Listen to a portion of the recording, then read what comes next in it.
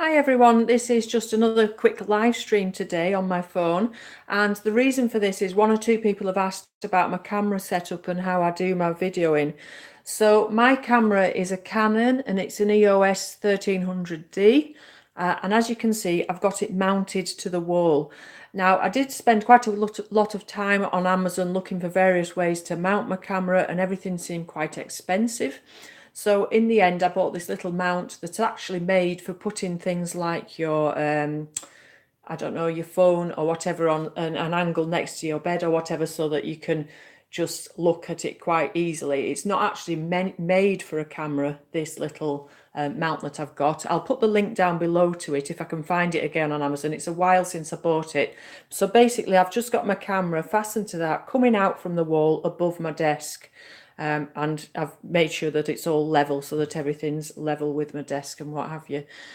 So basically, yeah, that's how I video. You can see I've also put up here, I don't know if you can see, that's the strap of my camera.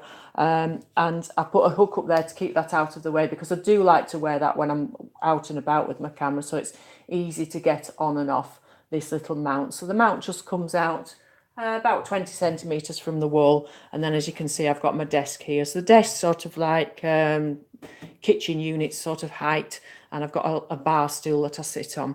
So you can see I've got loads of light, I've got windows all around, but I've also got these two lights here. There's one to up here, sorry, to the right, a nice big spotlight, and one here which I can angle and move around, and these have all got daylight bulbs in them. So even though it's nice and dry outside and we've got plenty of light today, I still do put my spotlights and my lights on to give plenty of light to what I'm doing and for it to show up to you well. So today I've been, hi Tassie Crafty, thanks for joining me. I'm getting very new to this reading the chats and talking at the same time, so I'm glad I saw that pop up, because I start talking and I forget to look at the screen on my camera, but I'll reply to any comments later on when I get back home. So yeah, so what I've been doing today, I've been doing this little, I don't know what, hummingbird, that's the word I'm looking for, little hummingbird. Both of these pictures are off Pixabay. You know, I use them quite a lot. Now this one I did this morning, and then I managed to delete the video. So that was on a mini canvas and it was very unsuccessful. I did it using Derwent Inktense, and I used far too much water, and the water sort of sank into the canvas and moved across the canvas and ended up really muddy. So you need to be careful with the Inktense, that you use them quite neat really, that you don't use too much water with them. So I didn't like that. I wasn't happy with it, so I wasn't too bothered that I lost the video of that. But it's a lesson in not what to do really. So the other one I did, these are good. Both of these videos will be out next week. Oh, sorry, this one will be out on Thursday actually. So the hummingbird, again, I did the same photograph again with Inktense, but I did it on paper this time, and it's got a lot of mistakes as well. So in the video I talk through what not to do with Derwent Inktense. So that was the idea behind that video really. There's a lot of pros and cons to it, and how to use it compared to how to use in watercolour. It's quite a different medium. And then the second video that I've been doing this afternoon was on this boat.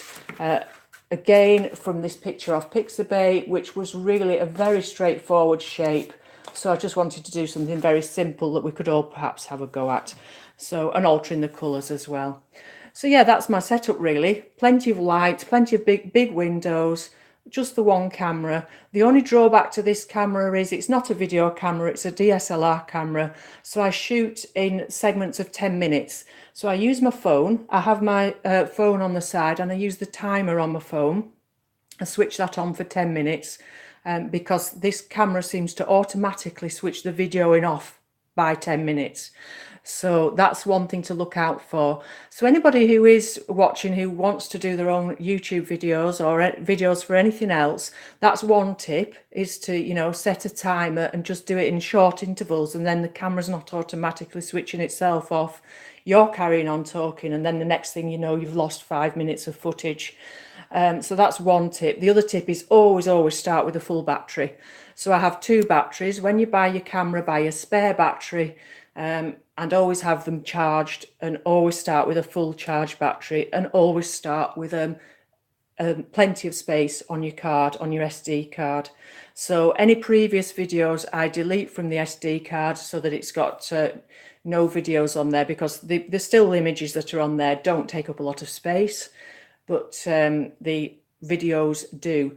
So I just delete them once they're on the computer, and once they're uploaded to YouTube, I don't need them to be on the SD card. Yeah, it doesn't really annoy me, no. It's quite, I don't know really. I would need to buy a video camera if I wanted to shoot in a longer, for a longer period of time. But no, it's quite handy, because sometimes I'll just do the drawing and then stop to go and get my paints and what have you. So yeah, 10-minute segments is quite good to edit as well. So you're not losing your thread. You sort of readjust yourself after your 10 minutes and think about what you've covered and what you haven't covered. So it's not too bad. I've got like I say, I've got the phone there and it just beeps at me when the 10 minutes is up. Okay, but yeah, I would have to, if I didn't want to do that, I would have to buy a proper video camera. But it works okay. We've got to work with what we've got, really, haven't we? Okay, so thank you very, very much for joining me. And for those of you chatting, Tassycrafty, I'd love to know your real name. I'm sure that you're not called Tassycrafty in real life, but thank you. And I will reply to those comments later on when I get back home. So thanks for joining me, and I'll be back with you again soon. Well, on Thursday at 2 o'clock, and every Monday and Thursday, 2 o'clock. Okay, thanks, and bye for now.